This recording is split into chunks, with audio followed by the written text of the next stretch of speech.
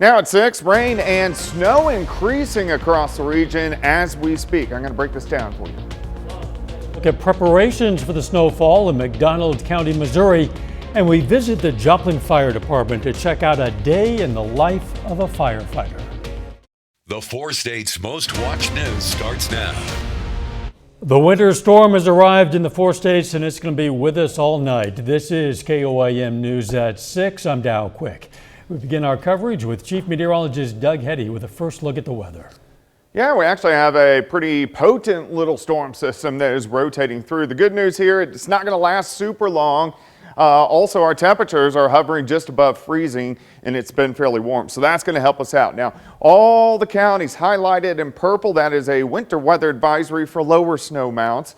In the pink, winter storm warning for higher snow amounts, so mainly right along the I-44 corridor. And look at the snow overtaking northwest Arkansas now into southwest Missouri. It's a weird little system, seeing the rain and then the snow kind of all mixed together, but eventually this will all be overtaken by snow. So you can see snow now starting to work into the east side of the city and then also right about to Columbus. So we're going to see this increase as we go through the overnight hours. About 35 is where we stand. Temperatures hovering just above freezing. What are the roads going to be like? And of course, the morning. We'll look at that here in just a bit. All right, we'll catch you then. Meteorologist Sam Lane is out getting a first-hand look at the conditions. Let's go to him live near Interstate 44 in Ottawa County, Oklahoma. All right, we are live here in Miami at the Oklahoma Tourist Visitor Center, where it has been raining this afternoon. The roads are still wet right now, but traffic is moving along pretty briskly, generally at about 75 miles per hour. No real traffic problems to report here in Ottawa County at this point. It is cold, of course, with a cold, raw rain. The wind has turned around to a more north to northeasterly direction, so the cold air is still definitely pulling in, and also a little bit drier air too, but we've not seen the transition from rain to snow just yet here in Miami. We do expect that to occur later on tonight as more cold air drains in from the north and the precipitation continues to come up from the south. Of course, there's much larger problems the further south you go into Oklahoma, down towards I-40. And of course, there's been snow reported in Tahlequah and in southern Delaware County, as well as northwestern Arkansas. But right now, here in Miami, things are just a little bit wet and cold, but no traffic problems, and that's pretty good news. Back to you, Dow. It is indeed good news. Try to stay warm and be safe out there, Sam. Thanks. Do you ever wonder what it's like to be a firefighter? Well, KOAM's Amber Jenkins spent a day with the Joplin Fire Department to show us. Clocking into work as a firefighter means checking equipment. After all, your life may depend on it later in your shift. I think every day is different because we never know what we're getting into. That's what I like about it. The routine kind of gets a little bit the same. You come in, you put your stuff on the truck, you check your med bags. Checking equipment includes testing the ladder, repairing switchboards, storing ice melt for the coming snow, right here, I'm the guy that ordered it, and filling the tank. We live at the fire station, so we have bedrooms, we have bunk rooms, we have laundry services that we wash and dry and clean our clothes. When you're working 24-hour-long shifts, the fire station is your home. And like every home, the heartbeat of the station is the kitchen. They're actually getting something, made with love and care, and something that actually, home cooking as well. While enjoying lunch, the station received a call for help. Being a firefighter does include fending off fires, but it also includes rescuing someone from an elevator. Were you the lady that was stuck on here? Yes. Okay. Sometimes you got to do things that aren't the most glamorous, but you're helping that person and you're making sure Mr. and Smith have a better day. The day ends with training. The firefighters sharpen their skills handling the jaws of life. Always ready for that next call. Reporting in Joplin, Amber Jenkins, KOAM News. If there's a job you'd like to see a snippet of for us to check out a day in the life, well, let us know. Contact KOAM's Amber Jenkins on Facebook. Authorities in Cherokee County, Kansas yesterday arrested a juvenile wanted for homicide out of Georgia. That suspect was wanted out of Henry County for felony murder, homicide by vehicle in the first degree, attempting to elude police, and felony theft. Officers found the suspect in a home in Baxter Springs and arrested him after 3 hours of asking him to come out. Authorities are waiting to extradite that suspect back to Georgia. A woman in the house was also arrested. A crash in southeast Kansas claims the life of a woman and baby and injures 2 other people. That head-on crash happened on US 400 last night, about 4 miles west of US 59 in Labette County, Kansas. Authorities say 30-year-old Valerie Montgomery of Parsons was driving west on US 400 when she crossed the center line and hit another car head-on. She and the baby in the car died from the crash. That baby was less than a year old.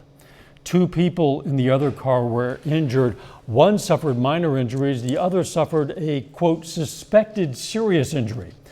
There were 3 minors in that car as well, but there is no word on any injuries they might have had. Coming up, the Joplin Chamber of Commerce celebrates another decade of their annual Business Expo. Plus, some Southeast Kansas high school students showcase their talents in an FBLA competition.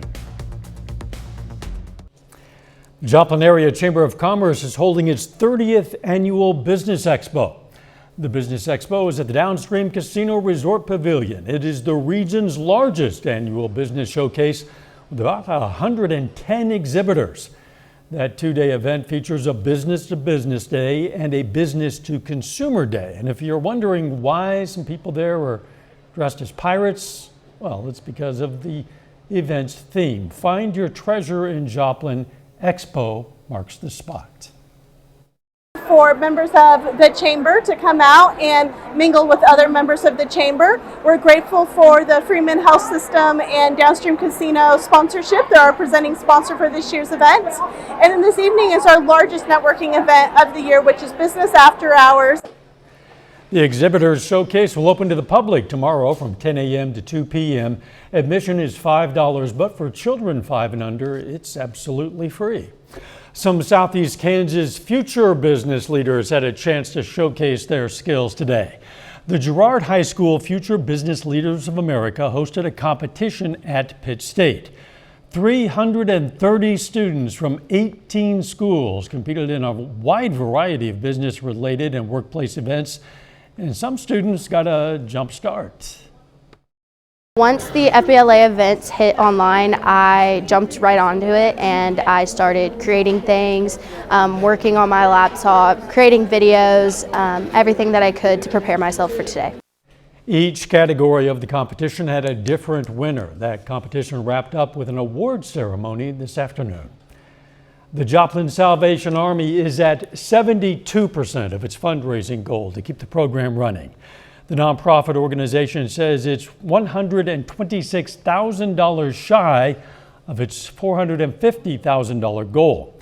You can find a link to donate to the Salvation Army on our website. Of course, that's KOAMnewsnow.com. A little bit later, the Missouri Southern women's basketball team looks back on their win as they aim to stay hot. Plus, rain and snow increasing as we speak. We're going to be talking about that coming up.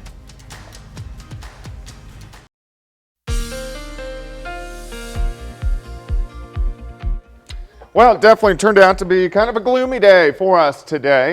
We were dry this morning, and then by late morning we started to have a few showers beginning to pick up, and we've had just kind of light on and off showers throughout the day. Some of us have had a little bit of snow mixing in at times, but we have not had much in the way of accumulation as of yet, but that will be changing as we go through the overnight hours. Just wet. Indigo Sky Casino and Resort, of course, Indigo just outside of Seneca, Missouri. This really kind of looks like a mess because you got rain and snow kind of all over the place, plus the lighter rain is this kind of light green, then you got the blue here, the snow overtaking, but this is increasing across the region. So for the metro from Pittsburgh to Miami, Joplin, Carthage, a little bit of a urban effect here. That's why we still have light rain, more cement, and then once you get out, switches to snow, and then snow once you get into eastern parts of Jasper County. But all of this will be overtaken, and then light to moderate snow will really increase as we go through the really next 2 or 3 hours. Pretty quiet on the Kansas side, a little bit of light snow once you get down Montgomery County, also Lebec County, and then mainly rain northeastern parts of Oklahoma. If we go over to Missouri, mainly rain until you get down to Mount Vernon. Then you got moderate snow, Monette, Aurora, Cassville, down toward Bentonville, and it's that part of the four-state area that is going to pick up the most snow as we go through the overnight hours. Very heavy snow down to our south across west central parts of Arkansas, and then severe weather down through Louisiana. So this is a pretty powerful little dynamic system that is pushing through. All right, snow chances really increasing, lasting through the night, and then by 6, 7, 8, 9, 10 a.m., they start to taper off across the region. Good news here, temperatures hovering just above freezing. The roads temperatures are sitting above freezing, but if it comes down hard enough, we are going to have some slick spots on the roads tonight and then into tomorrow morning. Let's go to 7th and Range Line. You can see some rain, maybe a little bit of snow mixed in. Temperature sitting at 35, humidity is at 92%. Let's go through the overnight hours. Snow overtakes the area. Here's midnight, light to moderate snow through the overnight hours, 3:30 in the morning. Let's go to tomorrow morning, snow starting to taper off and then gone. Then we switch over to just flurries throughout the daytime hours, but our temperatures really don't go anywhere for afternoon highs for us tomorrow. Amounts on the Kansas and the Oklahoma side, you're going to see the lower amounts, 1 to 3 inches. I think everybody should hit at least an inch. And then once you get closer to the state line, you got a better shot of getting 2 inches or 3 inches. I think for Miami, Joplin, Carthage, Neosho, 3 to 6. I'm really banking 3 to 4 in the city. Bentonville, Cassville, Purdy, Monette, 6 to 9 inches, an isolated higher amount. So the farther southeast you live, the more snow you're going to get. We are going to have high impacts because we are going to have some slick roads due to snow, but no ice, which is good. It's cold. It's not going to be terrible. It's going to be a little bit breezy, but the worst impacts by far are going to be the slick roads. 37 tomorrow, alert day, mainly through the morning. Cold tomorrow night, down to 20, 38 on Thursday, 49 Friday. Rain sneaks in late Saturday, rain over to snow again Saturday night and into Sunday. It's good that the roads are only wet and not frozen at the moment, but boy, as you say, people need to be careful underwear. Yeah, especially if that comes down at a pretty good clip, it will cover the road fast. Good advice. Thanks, Doug. At least one school district in southwest Missouri did dismiss early today ahead of the snowfall. KOAM's Carrie Worthen was in Pineville this afternoon to find out how the county's preparing. With winter weather on the way, McDonald County school leaders want to keep students, faculty, and staff all safe. Our school district is a little different than other ones in the area because we cover such a wide range of not only miles but also terrain. There's 420 some odd miles of school district that we cover. They're not the only ones preparing. The MoDOT office in Anderson is making sure all 10 of its trucks are ready for anything that comes, with salt trucks out to take care of the roads. We watch our local TV stations and consult with some local forecasters as well to see what is expected. We'll drive routes to make sure that that they're safe, and if there's any kind of a situation where there's unsafe conditions, they'll call school. School officials meet about 4 a.m. to decide if it's safe to have school. We have close to 300 kids that travel to the high school by car, and so we want to make sure that they get home as well because a lot of them are coming from rural areas too. So there's all kinds of factors that go into making sure that we get these kids home safely and these students home safely. In McDonald County, Carrie Worthen, KOAM News. To check out the closings in the area, go to our website, koamnewsnow.com/closings.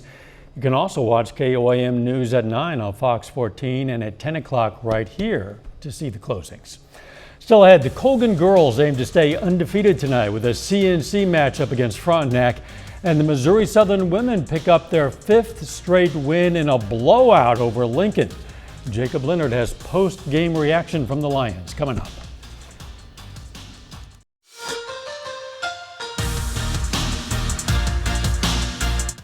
The St. Mary's Colgan girls basketball team is off to an 11-0 start and ranked number 2 in the state in Class 2A. Now, over the weekend, the Panthers won the Tony Dubray Classic in Liberal. Tonight, they're back to CNC action with a big one at home against the Frontenac Raiders. Frontenac is 7-3 in 10 games this season. That one already going in Pittsburgh. We'll have highlights right here tonight at 10. Missouri Southern Lions split a doubleheader last night with the Lincoln Blue Tigers. On the women's side, the Lions led from start to finish, beating Lincoln 84-45. Last night's win was the 5th straight for the Lions, puts them at 17-4 overall this season. 4 players were in double figures for Southern, with Lacey Stokes scoring a team-high 15 points. Sophomore Haley Grant also came up big for the Lions. She finished with 11 points and 7 rebounds and really was aggressive getting to the rim all night. I thought Haley did a really good job on both ends. Rebounding the basketball, she went and attacked, boxed out, which we have trouble sometimes doing, but boxed out and then went and got rebounds, which was huge. And then offensively, she's been being more aggressive with each game over the last couple of weeks, and we're going to need that out of her. And what I liked about tonight, she was able to finish. Especially with them being smaller and me having like the size advantage, I try to get to the rim. I'm not the best shooter, so I try and switch it up a little bit. If she didn't finish, she got fouled and got to the free throw line, which, you know, that's been something this year we've been talking about. We need to get to the free throw line more. And tonight we did a much better job of attacking the rim, getting fouled, and getting to the free throw line. On the men's side last night, the Lions erased a 15-point deficit against Lincoln, but came up just short, 84-82. All 5 starters were in double figures, led by Christian Bundy and his 17 points. Rebounding really was the difference in the game. The Blue Tigers out-rebounded Southern 37-18 and scored 20 second-chance points. We were supposed to keep them off the glass, off the rebounds. They had 16 of them, so we obviously didn't do that, and so it's kind of where our game plan fell out because they missed 28 shots, I think Coach told us, and they had 16 offensive rebounds, which is a lot of extra possessions. But we just got to be tough. Like I've been saying, toughness is going to win games the rest of them, because now we're circling back. We're playing teams we've already played, so it's more so not so much game plan, but just toughness. Whoever the tougher team is that night, they're going to win that game. Simple as that. At the Division I level, big one for K-State tonight in a top 15 battle on the road against Iowa State. The Wildcats are ranked 5th in the nation, sit all alone at the top of the Big 12 standings. That one gets started at about 8 o'clock. We'll have the latest from the game right here tonight at 10. And that's a look at sports. We're back with more news after this. Take time now to honor a local veteran. Gary Reed served in the U.S. Army from 1968 to 1970. The Joplin native earned parachute wings, a Purple Heart, and 2 Bronze Stars. And we are proud to salute Staff Sergeant Gary Reed, a 4-state hero. Here's a look at what's coming up on KOAM News at 9 on Fox 14. We're going to have the latest on road conditions in southwest Missouri, plus how the Joplin School Board is taking steps to give students a bigger voice in their decisions. And we're going to meet a 4-year-old genius from the UK who became that country's youngest member of Mensa. Yeah, 4 years old. Those stories, a lot more. It's coming up on KOAM News at 9 on Fox 14. You need to keep an eye on the weather and on Doug Hetty because it could get nasty out there. Yeah, about half of us are seeing light rain right now. About half of us are seeing light snow right now. And I think over about the next 2 or 3 hours, everybody will switch over to light to moderate snow, which will start to accumulate as we progress through the overnight hours for us tonight into tomorrow morning. Of course, new data is going to roll in here shortly, so we'll have the latest on KOAM News at 10. Thanks for joining us. We'll see you right back here at 10. In the meantime, be careful out there and let's make it a great evening.